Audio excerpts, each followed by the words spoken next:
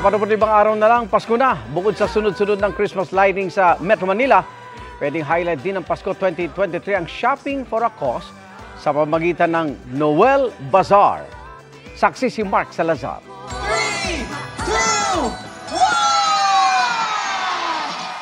21,000 Christmas balls at halos 8,000 Christmas lights.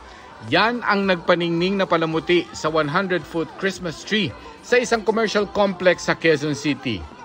Mga bigating performance ang kasabay ng pagpapailaw nito, courtesy of Vice Ganda, Miss International 2023 third runner-up Nicole Borromeo, iba pang beauty queens at Taylor Swift impersonator na si Taylor Shish.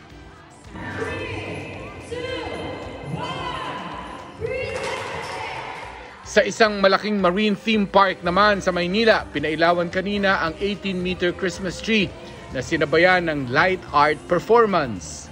3, 2, 1. Shopping with the cost naman ang tampok sa pagbubukas ng taunang Noel Bazaar sa Okada sa Parañaque. Parte ng kinikita rito ay mapupunta sa kawang-gawa gaya ng mga proyekto ng Kapuso Foundation. Nakapag-shopping ka na, nakatulong ka pa sa kapwa. Kaya parati ko na lang sinasabi na kung mamimili ka na rin lang, at syempre tayo lahat mamimili, no? Dito ka na mamili para sa ganun. Makabiyayaan ka pa ng Panginoon. Bakit? Dahil tutulong ka pa sa kapwa. At ngayong taon, may special contribution dito ang namayapang veteranong broadcaster na si Mike Enriquez. For 40 days, okay, until the 40th day of Mike, we opened all of our donation portals for the Mike Enriquez Legacy Fund. And together with the proceeds from Noel Bazaar, ito ang gagawin namin na funding for the schools and the bridge that we're going to make next year. Highlight din sa Noel Bazaar ang mga celebrity ukay-ukay o ang mga donasyong gamit ng mga ilang Kapuso stars.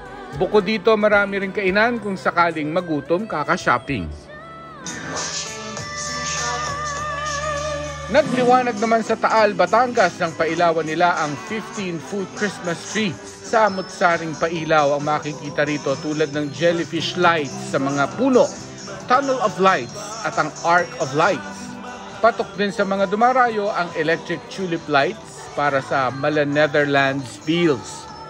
Para sa GMA Integrated News, Mark Salazar, ang inyong saksi. Mga kaibigan, samahan nyo kaming saksiyan ng mga balita. Mag-subscribe sa GMA Integrated News sa YouTube. Para sa mga kapuso abroad, samahan nyo kami sa GMA Pinoy TV at sa www.gmanews.tv.